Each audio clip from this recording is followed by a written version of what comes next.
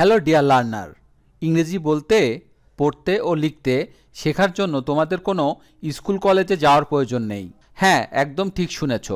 ইংরেজি অনর্গল বলতে, সাবলীলভাবে রিডিং পড়তে ও লিখতে শেখার জন্য কোনো স্কুল কলেজে যাওয়ার দরকার হয় না।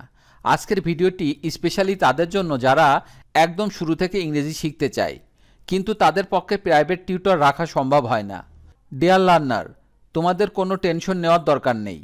আজকে থেকে তোমরা ইংরেজি বলতে, পড়তে ও লিখতেও পারবে। যত কঠিনই হোক না কেন, তোমরা খুব সহজে পড়ে ফেলতে পারবে। তোমাদেরকে আমি ইংরেজি বলতে, পড়তে ও লিখতে শিখিয়ে দেব এই ভিডিওতে। তাই সম্পূর্ণ ভিডিওটি মনোযোগ সহকারে দেখতে হবে শেষ পর্যন্ত। হ্যালো ডিয়ার লার্নার, তোমরা দেখছো আমার channel easy spoken English course চ্যানেলটি। যদি তোমরা ভয় পেয়ে থাকো যে আমি ইংরেজি তো কিছুই পারি না, কিছুই জানি না, তাহলে আমি তোমাদেরকে বলছি, যদি তোমরা ABCD এই লেটারগুলো পেরে থাকো, তবুও তোমরা ইংরেজিতে কথা বলতে পারবে আর পড়তে তো পারবে চোখ বন্ধ করে। কারণ আজকে আমি তোমাদেরকে সেই ট্রিক্স বা কায়দাই শিখিয়ে দেব। তো চলো আর দেরি না করে শুরু করা যাক। তো সব থেকে গুরুত্বপূর্ণ হলো, যদি তোমরা এ থেকে জেড পর্যন্ত প্রত্যেকটি লেটারের সাউন্ডগুলো বুঝে যাও বা মনে রাখতে পারো, তাহলে ইংরেজিটা তোমাদের কাছে পানির মতো সহজ হয়ে যাবে। আর এগুলো শেখা তো খুবই সহজ, কারণ সকল কনসোনেন্টের মাত্র একটি করে সাউন্ড রয়েছে। আর এই যে দেখছো A, E, I, O, U এবং ওয়াই, এদের বেশ কয়েকটি সাউন্ড আছে। তাই এগুলোকে নিয়ে একটু পরে বিস্তারিত আলোচনা করব। প্রথমে চলো তাদের নিয়ে আলোচনা করা যাক, যাদের মাত্র একটি করে সাউন্ড। মনোযোগ সহকারে লক্ষ্য করো ডিয়ার লার্নার। যেমন ইংরেজি বর্ণের বাংলা প্রতিবর্ণ। বি সমান ব সাউন্ড, ব সমান বি সাউন্ড। আমরা বিকে ব সাউন্ডের সাথে আমরা প্রতিবর্ণ হিসেবে ধরে রাখব। সি সমান ক, ক সমান সি, অর্থাৎ সির সাউন্ড হচ্ছে ক। সি এর পরে যদি এ, ও, ইউ অথবা কোনো একটি কনসোনেন্ট থাকে, তাহলে সি এর সাউন্ড ক হয়। যেমন ক্যান, কোট, কিউট। আবার সি সাউন্ড দন্তস্ব সমান সি।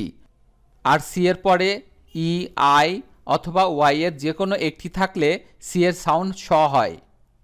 যেমন city, cell, privacy. D sound ড, ড সাউন্ড ডি। এফ সাউন্ড ফ, ফ সাউন্ড এফ। জি সাউন্ড গ, গ সাউন্ড জি। জি এর পরে এ, ও, ইউ এর যে কোনো একটি থাকলে গ হবে। যেমন গান, গেম, গন। আবার জি সাউন্ড বর্গের জ।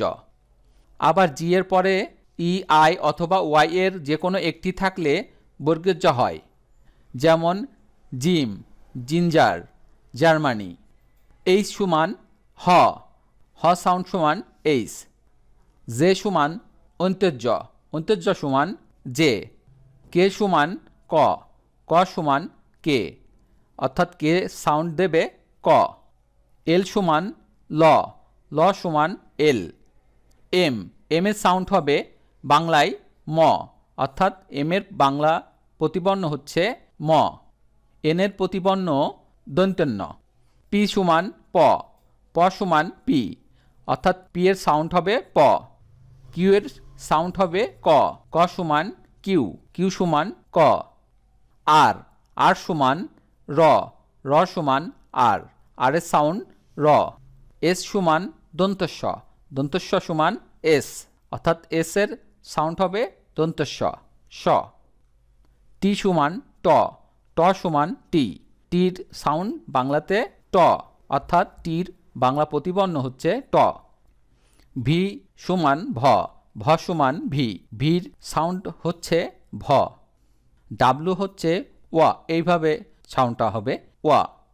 এক্স এর সাউন্ড হবে কয় দন্তেস্ব অথবা বর্গের জ, এই দুইটা।